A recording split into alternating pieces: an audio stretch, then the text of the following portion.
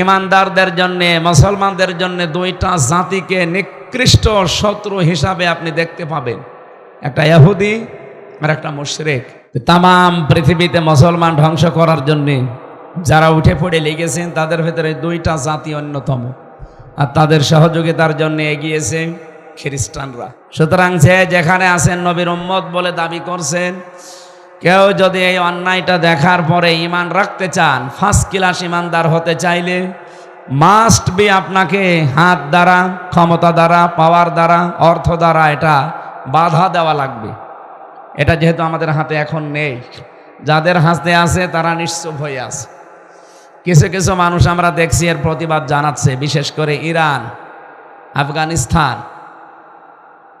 কালকে ডক্টর শফিকুল ইসলাম মাসুদ, জামাতি ইসলামী বাংলাদেশের সহকারী সেক্রেটারি জেনারেল, উনি আহ্বান জানিয়েছে ডক্টর মোহাম্মদ ইউনুস ওনার কাছে যে আপনি ব্যবস্থা করে দেন, আমরা ফিলিস্তিনে যেতে চাই।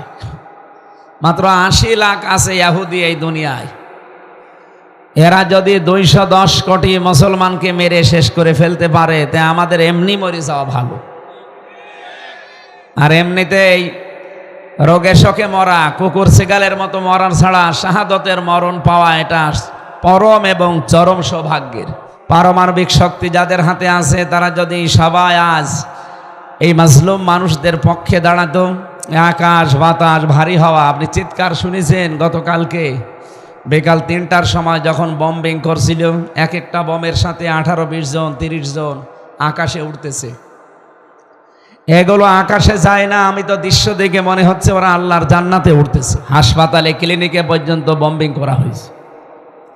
একটা বাচ্চার মাথা উড়ে গেছে, বাবা তার সন্তানের শুধু বুকের ওপরে হাত দিয়ে আরশের দিকে তুলে ধরে বলছে, মালিক, এই পৃথিবীতে 210 কোটি সন্তান মুসলমান আছে, এটা ভুয়া, এটা মিথ্যা কথা। আমার বিশ্বাস তামাম দুনিয়ায় একজন মুসলমানও আর বেশি নেই।